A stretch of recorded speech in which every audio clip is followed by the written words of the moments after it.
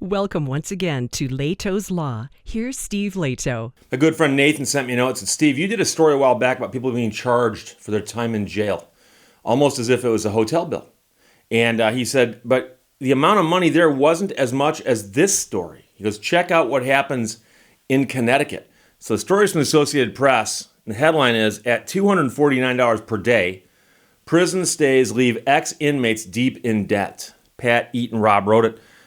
2 decades after her release from prison, Teresa Beatty feels she is still being punished. When her mother died 2 years ago, the state of Connecticut put a lien on her home and saying she owed $83,000 to cover the cost of her 2.5-year imprisonment. Now, again, that was 20 years ago. Now she's afraid she'll have to sell the home that she's been in for the last 51 years, where she lives with 2 adult children, a grandchild, and her disabled brother. And she said, I'm about to be homeless. Now, she's 58 years old. So in March, she became the lead plaintiff in a lawsuit challenging the state law that charges prisoners there $249 a day for the cost of their incarceration. She said, I just don't think it's right because I feel I already paid my debt to society. I just don't think it's fair for me to be paying twice. And here's the thing. Some states do charge, in fact, many of them do, but it's usually a much smaller amount, like $12 a day or $25 a day. This is $249 a day. And once you get out, if you don't have the money, they'll say, okay, we'll check back in from time to time, maybe put liens on some of your stuff, maybe intercept some of your tax returns, that kind of thing, but we'll get the money eventually. And the question is $249 a day appropriate on top of everything else? So and by the way, we're not saying that she's innocent. She's not even saying she's innocent. She admits she did it. So I spent time in prison for something I actually did, okay? So when you get sentenced and they say, we're going to send you to prison, or you're going to jail, or you're going to get incarcerated, right? They'll then say, and by the way, here's your fines and costs and other things that go along with the punishment. And on top of that, and $249 a day for every day you're in jail. So all but 2 states have these so-called pay-to-stay laws that make prisoners pay something for their time behind bars, though not every state actually pursues people for the money. Supporters say the collections are a legitimate way for states to recoup millions of taxpayer dollars spent on prisons and jails.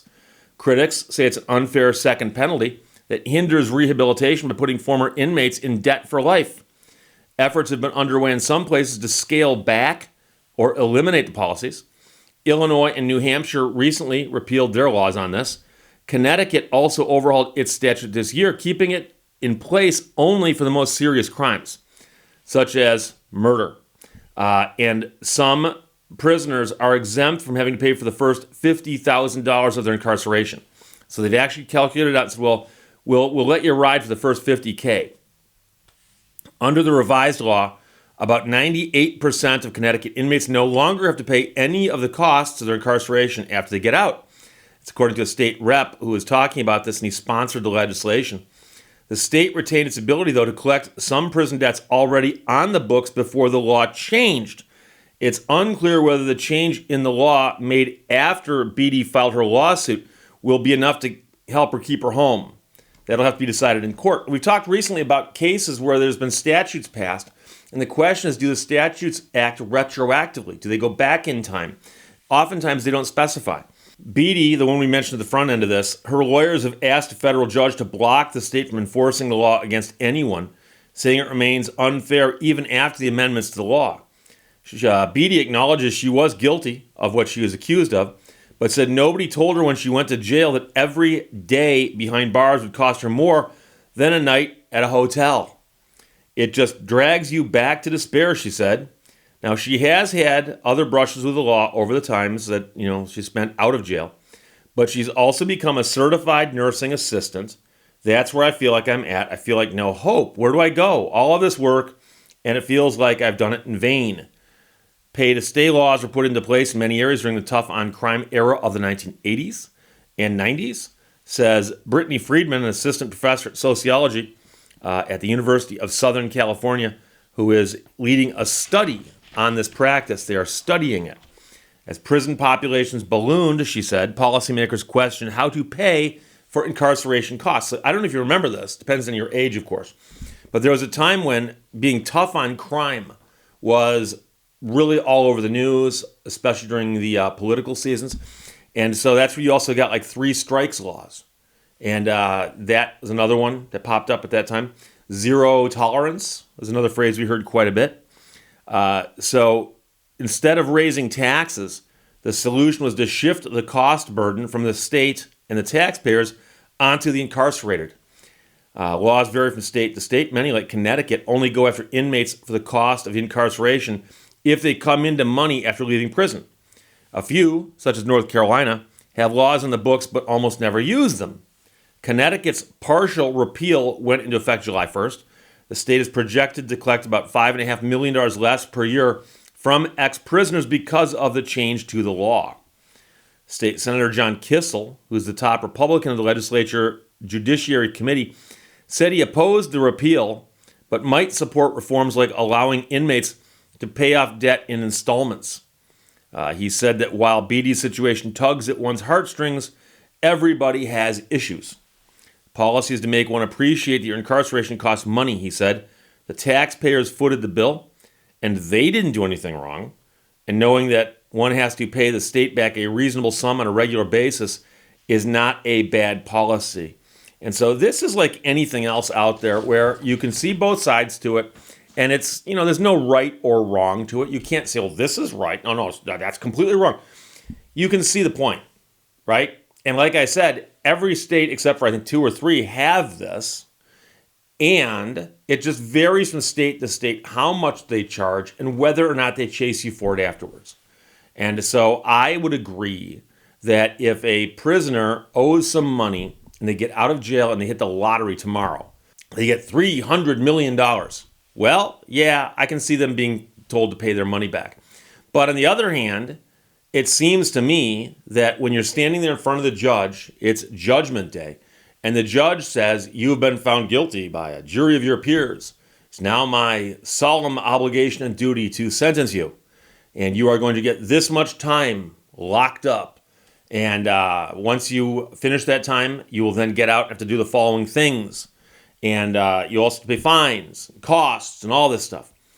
I think most people think that if there was something to be levied against you, it would be levied against you at that moment in time. Now, since everyone now knows about this, because I talked about it on my show, you can say, Steve, they could tell you during your sentencing, by the way, you will also be billed for your time in prison. Let people know that. But the question is, what is fair? Is $250 a day fair? Or $25 a day fair? And again, I don't think there's any right or wrong answers there, or bright line answers. I do know someone is going to chime in, at least one. They have already chimed in, by the way. If you're watching this video, the comment already exists below. This is my challenge to you. Pause the video and see if it's below, because somebody's already posted this and they're going to say, Steve, in China, when they execute you, they send the bill to your family for the bullet. Okay, thank you.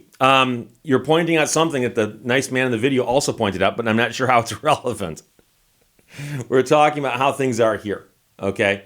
So one of the things I would point out, and I don't have the statistics in front of me, but I don't think they're necessary for me to make my point, and that is that a lot of people had been locked up over the decades for things that are now legal. And all you got to do is go for a drive in any state that has legalized the marijuana. You can find billboards for it everywhere. They will deliver it to your home. You can remember the information from the billboard, jump on your smartphone, and order it home delivery. And they will come to your home and deliver it to you. Now, there was a time when if you did that and got caught, you would go to prison. So somebody who spent time in prison for something that is now legal, that's where I think a lot of people would find troubling aspects to this story. So, again, I am just throwing this out there as conversation starter. You'll notice I have not said it is completely wrong. I am simply saying it's something we should consider and take a look at and think about. But $250 a day or $249 a day does seem steep to me. But steep doesn't make it wrong. So Nathan, thanks for sending it from the Associated Press out of Connecticut. At $249 per day, prison stays leave ex-inmates deep in debt. Pat Eaton Robb wrote it. It's a great story. Questions, comments, put them below. Let's talk to you later. Bye-bye. Thank you for watching Lehto's Law. All journeys have secret destinations of which the traveler is unaware.